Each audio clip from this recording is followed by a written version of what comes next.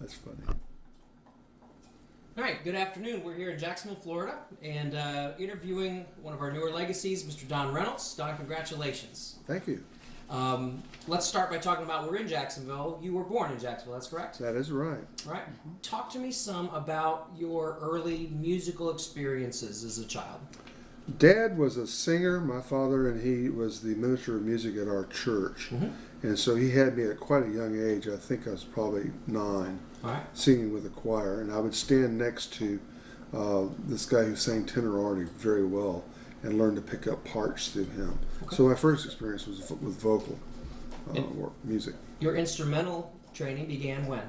I was 11 years old. I started school when I was 5, so that's why I was 11 when I was in the 7th grade, and began at Stillwell Junior High. They didn't have middle schools at that time. And my band director was Guy McCloskey, and had a cornet. Okay, played cornet.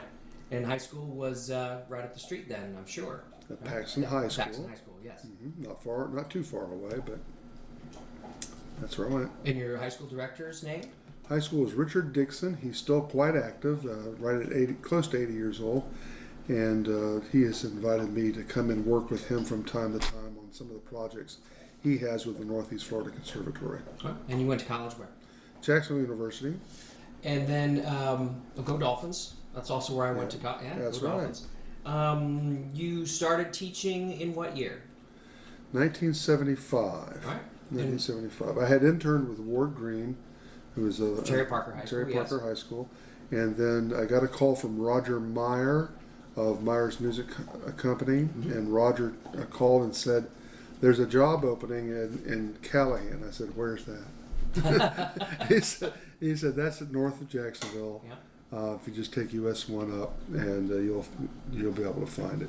So I made a phone call. He gave me a number, and made an appointment and interviewed with Emmett Coakley, who was the principal at that time, and he hired me. So and that was at Callahan. That was at Callahan Junior High. Junior High, and that's in Nassau County, which is Yes. a county just north of Jacksonville. Right. And so you were there for how many years? 12. And then where? And then after that experience, I went to West Nassau High School, which is in the same town, Callahan, and I was there for 23 years. So I spent most of my career in high school teaching. Right. And then from there, anywhere else? Yes, I went and worked with Dr. Ken Williams for 1 year, and Chris Banks at La Villa School of the Arts. In Duval County. In Duval County. So all of your time has been in this in the Northeast Florida area. Right. And you're retired now. Retired, but still doing some work. I teach privately, and occasionally, in 2004, I was hired by Jacksonville University. I failed to mention that, and I worked as an adjunct with them, hired by the music department to teach marching band techniques and to teach brass studies for music majors and that kind of thing, and also applied lessons. Okay. So when did you decide that you wanted to be a band director? It was probably in high school. I do remember Dad instilling and Mother always trying to let me be aware of the fact that I need to make some money to make a living. And then when I found out how much band directors were making, my first salary as a band director, by the way, was $8,400 for the year. Wow. So it was quite some time back, but nevertheless, it wasn't very much. I remember telling that to one of my uncles, and he looked at me and said, "You can live on that?" Find out.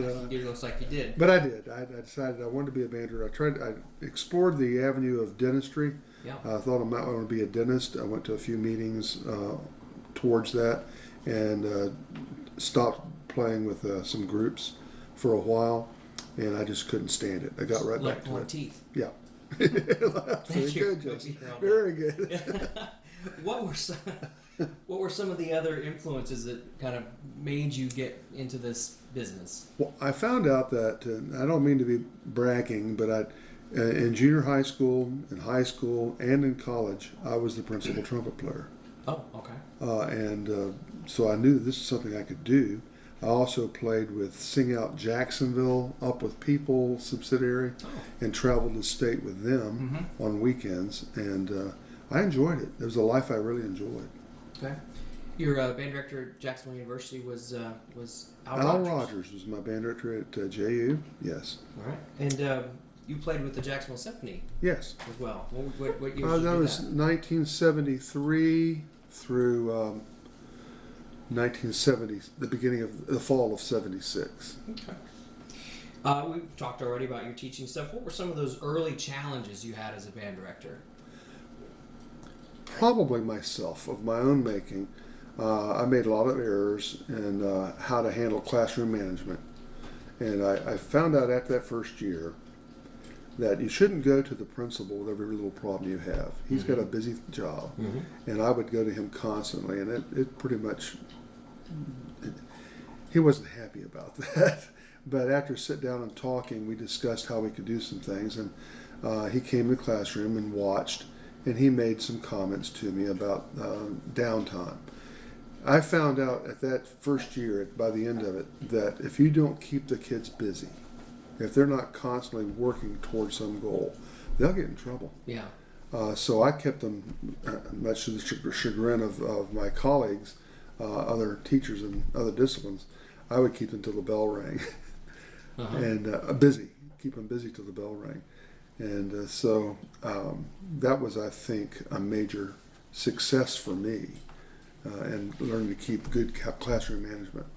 Some other career moments, pivotal moments maybe that ultimately brought you to be more successful over the years. Well, one of the things in particular was I didn't attend any of the FBA conventions for the first maybe 6 years of my teaching, maybe a little bit longer, 7 years perhaps. And so I didn't really know what was going on in other band rooms. I didn't know what was going on in other parts of the state. And when I was convinced by a couple of friends to share a room with them down at the convention, I went reluctantly at first, really not, this is going to take some more time, that kind of a thing. But when I went down to FMEA and listened and watched some of these guys rehearse their bands, it just added a wealth of knowledge to what I could work with when I went back home. I gained the most from that, really. That was a very good experience for me. The, I guess, what are some things that you do or that are of personal character that you think have helped you to achieve your levels of musical excellence? My personality is that I don't give up when I'm challenged. I may not always win, but I'm going to fight for what I believe in. And I believed in myself as a musician. The biggest trouble I had was convincing the students sometimes to have the same goal I had. But I learned how to motivate the students through different activities, taking them different places, putting them in new environments. And they would see that they were, hey, we're not bad at all, really, compared to some other things that we're hearing. We're doing quite well. So when they recognized that they could put their trust in me, then we really, success breeds success. Yeah, sure. Yeah. And so that relentless pursuit. I was pursued. Just yes, keep on. absolutely. Keep on. Don't give up. Just keep trying. Don't give up. Some words of wisdom maybe then at this point that you would want to pass on to younger teachers, newer teachers, that sort of thing. Well, my mistake was not going to anybody else's band room or having anybody coming in for my first 6-7 years of teaching. And I think I could have avoided a lot of problems earlier in my career if I had made some arrangements. I would encourage young teachers today to meet their neighboring bands and band directors. Call them on the phone. Go out on the weekend with them, lunch or whatever, and then try to get in their classroom. Offer what you can. Say, oh, FBA is coming up in 6 weeks. Could you come in and listen to my group? And I would do the same for you. And just write some comments down, or if you'd like, I'll talk to the kids about what's happening and what I think would help them. Yeah. And when I started doing that, I think young people today, young band directors today, if they neglect to do that, it'll just take them a lot longer to get where they need to be. Yeah. Certainly when they come in and see you work, or when you go to see other directors work, you invariably will see different rehearsal techniques, things like that. What are some of the concepts that you have used with your students, or is it broad strokes, some of the most important things you think your students need to have to be successful in achieving that quality music performance? I think the most important issue for any band program is to understand what is a quality sound. What is a world-class sound, as Dr. Williams would say? And try to find ways of hearing that. Whether we attend other concerts, get everybody together on a field trip to go hear the Jacksonville Symphony perform, or whatever. That understanding of what it takes to have a good characteristic tone on every instrument is important to the success of your program. And you as a band director, or I as a band director, need to do that as often as we possibly can to keep in touch with reality. Because you sit in your own band room every day and hear that, after a while you start to accept some things that really are not acceptable. You are satisfied with mediocrity. And I think we need to really fight that all the time. Even though you may not even recognize it's mediocrity, Right, but the fact that you've become so desensitized. Right, absolutely. And that's getting folks in. Great. So, you've been doing this a long time. Or you did it a long time. What were some things that you did? How do you keep your edge? How do you keep that passion going? For me, it was being involved performing. Like I mentioned earlier, I did play with the symphony for a short period of time under Willis Page in Jacksonville. And then I've performed with Ringling Brothers, Barnum and Bailey, and I played with Holiday on Ice. And so as an individual performer, currently, and have been for the past 26, the principal trumpet for the First Coast Wind Ensemble under Artie Clifton. And that's explain that. That's a community band, Yeah. but it's an auditioned community band. So the performers are a little higher caliber than the average community band that takes just anybody. So we played some quality literature, a lot of grade 6 literature, and the musicality of the group has been good. We've had some very fine performances. In fact, we're going to go to Europe next summer to Vienna and Salzburg and perform there. So that's our plans for that group. So being involved actively as a performing musician and listening to the ensemble that I'm in has helped me keep my ears. So, what are some things that you do, hobbies, other things that besides music that just keep you occupied? Well, I used to be a good swimmer before I gained so much weight. But camping and hiking and swimming, those were all major activities of mine. I did play tennis when I was in high school up through college. But not a whole lot of anything but music. I mean, music has been the major focus of what I've done. Church music, I was highly involved with a group that went, I think about 3 years ago, we went to the eastern part of Europe, up into Belarus, and did some performing in that area with a small band. And that was a lot of fun. So those are some of the activities I've been involved in. And now you're retired. So what kind of keeps you going now? What are some things you're doing in retirement? I teach privately. All right. I still play with the First Coast Wind Ensemble, although they don't have anything going during the summer. But the private teaching is really, I love it. I love the one-on-one experience with a child. You could do so much more with one child, if they're willing to work, than you can with a whole band sometimes, because you just don't have time to see everybody. I know in your program you have over 100 people probably, or close to it. 200, yeah. And there's no way you could see every one of those 200 for an hour a week. You couldn't do it. But I have that pleasure of being able to do that. Right now I think I have 12 students.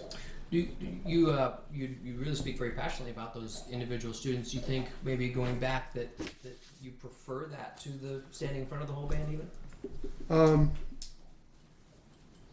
No, I do like to stand in front of the whole band. I didn't like marching band all that much. I'll just admit that. It was not my forte, although we were successful at it, if you want to count superior ratings.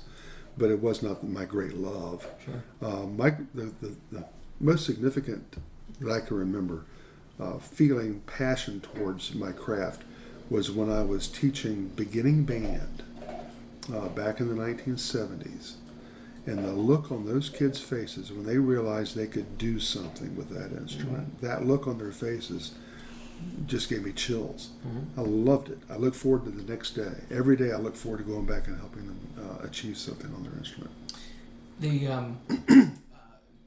had talked about doing a lot of performing with a lot of groups. You didn't mention anything about jazz or stage band. Did you do that only in I played with Steve Welch's jazz band called Creative Sounds, and I played for him the lead trumpet part, and they usually had somebody else on the second book, which is a solo book for people who are in the know about that. My training was more in line with swing band. That's where I was trained. It's my college band director and my high school band director were both of them were involved highly in that. They didn't understand the concepts of modern jazz. They just didn't get it, and so I wasn't taught that. And it wasn't a significant part of my experience as a band director. I've known you for a number of years, and I've only known you really as the band director at West Nassau. Right. You were there for a long time, and for a little small school. Yeah. And often, because of that, the band wasn't super large, but you always were able to make really, really memorable performances. Well, thank you. Do you? Is there a year or two, or even a performance or two, or a title or two that particularly rings as a special one for you for whatever reason? Second Suite in F was a very significant piece in my career, and I played both at district and at state, and went to a performance and played in Williamsburg, Virginia, where I went for comments only, and the guys in charge said, "You shouldn't have done that. You would have won." So that was a significant part of my career. That one performance stands out in my mind as we did an outstanding job on that piece. You have, obviously, with the number of years you've been teaching, do you have any students that have gone on to do this? Thank you for asking that. I'd forgotten to mention it. Yeah, that was another great satisfaction for me for my career. I have had two of my students that I know of who were in military bands. Alex Bickford was one. James Stokes is another. Then I had two that also became band directors in the state of Florida. Kim Purvis and now it's Kim Leeser. Yes. And she was a band director. I don't know if she's working as a band director right now because she had a baby. And then one of the best musicians I've ever had was Kay Fatchko. And she was a band director for a while in Florida too. Still plays a lot. Yeah, still plays a lot. Yep. Good musician. Yes. Want to share a couple of maybe short little stories that talk about your satisfaction of choosing this noble profession? Maybe are you allowed to? I could. Well, there's a couple things I'm not going to share with you, but just the things that kids, the hijinks of children, and just trying to cope with that. There are things that stand out in my mind that I won't share, but there are some things that when you get away from your local areas. And I remember we took one trip once to Nashville, Tennessee, and we played on the stage of the Grand Ole Opry and did that. And when somebody came to me at that performance and said, "Are these your children? Your band students?" And I said, "Yes." So they're the best behaved kids I've ever seen in my life. Oh, good. And so that kind of thing really means a lot. And at that Nashville performance, I do remember that being said to me. And they were good kids. They were quite good. Like I mentioned, though, every child is going to push something. But we had great experiences with different trips around the country. Went to the Bahamas. Never went to Europe. I'd always wanted to do that with the band. But in the southeast United States, we went a lot of places. Let me take you back to your time in high school at Paxson. You had mentioned the directors, and I'm not sure if we'd talked about them being influential in your decision to serve as a band director. I think Guy McCloskey probably was the most significant. He was my junior high school director. Richard Dixon was my high school director, and he involved me in things locally in the school that kept me busy and interested. But Guy was the best person, individual. And he actually became after my first year, he became a friend of the family. Oh, great. So he was also, his side job was he owned a recording studio on Edgewood Avenue, All right. and part owner, and he took me on tours into there and let me sit in and listen while they were recording and things like that. So in high school, and I was a junior high. Okay. Any performances then or songs then that kind of inspired you, or that you recalled that you say, well, these are that you maybe played later, or maybe not even a song, but you'd mentioned about taking your own band so many different places. Do you recall any traveling when you were in the high school time? Yes, we went to the Festival of States in St. Petersburg, Florida, and we did the marching performance, and we also played in the local area that Richard Dixon had set up for us to perform in the community, besides just the Festival of States, and a parade that half the people, maybe not half, a third of the people dropped out in the middle of the parade because it was so hot. That's a memorable experience. I was so proud of myself I didn't faint, but the person next to me did. It was like 100 degrees, or seemed like it, and we wore wool band uniforms. Sure, yeah. Callahan, Florida. Yeah, nice community. I think that's a part of if I can say I had success, that's a part of it. The teachers, the local government provided some funds for us from time to time to buy new uniforms. Wow. And we did things for the city in return. When they would have special activities, we played for the city and of Callahan. The town of Callahan is really not a city. I said that one time, and one of my kids just fell out of her chair laughing. Callahan's a city. Did you live in Callahan? No, I never did. I lived in Jacksonville, the north side, I-10 295 area. But I would imagine that the time that you would spend in Callahan, that you were very easily recognized. Yeah. Yeah. Yeah, because it's a small town. Of course. And we started off, I think we had 320 kids in the school, West Nassau. Wow. My first year there. And it rose to about 1,200 by the time I left. Okay. So significant changes in that community. That's an area that's growing much more now. Yeah, it is. It is growing. That and Yulee. Yulee is really growing. Sure. Yeah. When you had mentioned that you were a principal player for a number of years. Talk briefly about your practice habits. Very good. Maybe how they changed. Very good. I came to realize that. I took some courses at University of Central Florida. Teachers were required to do some things about being involved in the disciplines that were difficult. Reading. I took reading classes. And there were some parts of teaching a child how to read, like linking. What do you already know, and how do you link that to something you don't know? And in my rehearsal techniques, which I try to instill in my own students, was to take that, and I can play this measure, but I don't get this one. And I would break it down to its smallest elements. It may be bump da ba bum ba, and if they could all go, I said, well, play the last note of that measure. Ta. And I'd link it to the next note before. Ti ta. And if they struggle with that, we just play it slower. Ta, and then we'd link the entire measure that way, and then link that to the measure before and measure after, and that was a good rehearsal technique. Artie Clifton, who is in the Jacksonville Symphony now, he was talking to myself and a few others at a dinner we had, and he says, I don't practice what I already know. I practice the things I don't know, and I've tried to carry that on my own professional development, is to really work I do play for pleasure, sure. I play for pleasure at home. And I do, for the concerts, of course, it's for pleasure.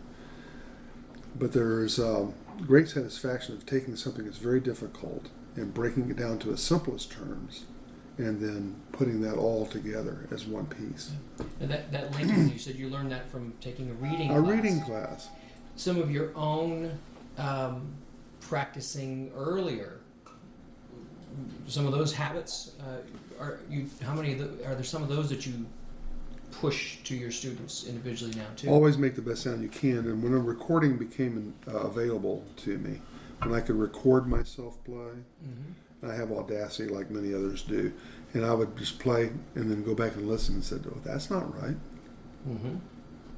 That was staccato on that note. Why didn't I play it staccato?" So I'd go back and listen to myself play, and then try to make improvements that way. And that's a technique I had. One of my projects that I used in my last 5 years of teaching at West Nassau was a recording project. They had to take their music for a concert band, symphonic band, and what we were going to play at State. Yeah. They had to record it for me, and I went back and listened to every one of those things, and then would circle where there was a common problem with everybody. And that kind of not just individuals, with everybody. With everybody, yeah. I would do a couple of individual things, but usually it was just, I would try to find out, okay, everybody seemed to be missing this. And I'd make a lesson plan develop to how to handle that part of the music. That's a great idea. That's a time-consuming idea. It was time consuming, but I would do that in the evening, and nobody else seemed to care. You suppose the students realize too, as they're making these recordings, that they better get to it? Yeah, I think so. When I made specific comments about what they did, they knew I was listening to it. Right. You're married and you have some kids. I have 3 children. They're all adults now. And none of them pursued music. My oldest wished she had. She played clarinet, and she got a scholarship in Nashville, Tennessee, at a small college called Trevecca Nazarene University. But she also played ladies softball. She was very good at that. So between the two, she was divided, and she stayed with the softball. She eventually gave up the music part of that. But she was quite good, really. Good clarinet player. Okay. Like your daughter. Well, yes. And the other 2, what do they do? My son is a actor. He was on Broadway twice. Hard to keep jobs there. Oh, sure. So he's back in Jacksonville. He's producing and involved in the Joseph Amazing Technicolor Dreamcoat. He's doing that right now, and he's co-directed several of the plays in the Mandarin area in the theater that's there. All right. So he's involved in that. My youngest is not involved in music at all, but she's a mommy and loves her child. So you're a grandfather then too? I have 3 grandchildren. Great. All right. Well, Don Reynolds, congratulations once again, and the FBA is honored to have you as part of the legacy. I appreciate it. Thank you so much. I think we're all done. Great.